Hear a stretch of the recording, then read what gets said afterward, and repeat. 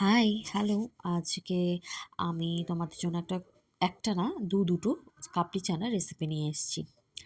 পেঁয়াজ রসুন দিয়ে ছোলে ভাটুরে তো অনেক খেয়েছো, কখনো এইভাবে ট্রাই করে দেখো। আমার জানি যে কি এরকম রেসিপি আগে অনেকে ছেড়েছে, কিন্তু এখন আমার বাড়িতে যেহেতু এগুলো ফলো করা হচ্ছে, বা এটা ডায়াবেটিস পেশেন্ট বা সুগার পেশেন্ট বা যারা ডায়েট করছো তাদের জন্য ভীষণ উপকার হবে আই হোপ এই রেসিপিটা। তাই বলছি, স্কিপ না করে ভিডিওটা দেখো। আর যদি এরকম রেসিপি পেতে চাও তাহলে আমার চ্যানেলটা সাবস্ক্রাইব করো। শসা পেঁয়াজ কাটছি, এটা আর তো বলার কিছু নেই, সেটা তোমরা দেখতেই পাচ্ছ। শসা টমেটো কেটেছি, পেঁয়াজটা লাস্টে দেবো।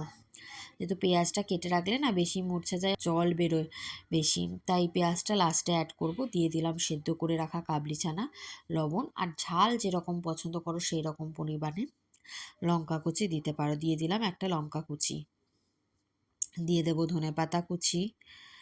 ধনেপাতাটা দিতেই হবে, কারণ ধনেপাতার যে সুন্দর ফ্লেভার, শীতকালে তো ধনেপাতা বেশি ভালো লাগে না। তো ধনেপাতা লাভাররা, যারা ধনেপাতা পছন্দ করে না, তারাও অ্যাড করো ধনেপাতাটা। আর লেবুর রস দিয়ে দিলাম, দিয়ে এটাকে ভালো করে মিক্স করে নেবো। এর মধ্যে একটা টুইস্ট আছে, এর মধ্যে আমি দিয়ে দিচ্ছি হচ্ছে এই পাঁপড়। পাঁপড়টাকে ভাজবে না, পাঁপড়টাকে হচ্ছে সেঁকে নেবে, যেরকম রুটি সেঁকা হয় এরকম এপিট ওপিট দুপিট সেঁকে নিয়ে পুরো একবারে ক্রাঞ্চি হয়ে যাবে। কোনো অয়েল নেই, ভীষণই হেলদি। এটাকে ভালো করে করে নিতে হবে। আর এরপরে চলে আসছি, ওদিকে আমার চাট রেডি, ওটা আমার হাজব্যান্ডের জন্য।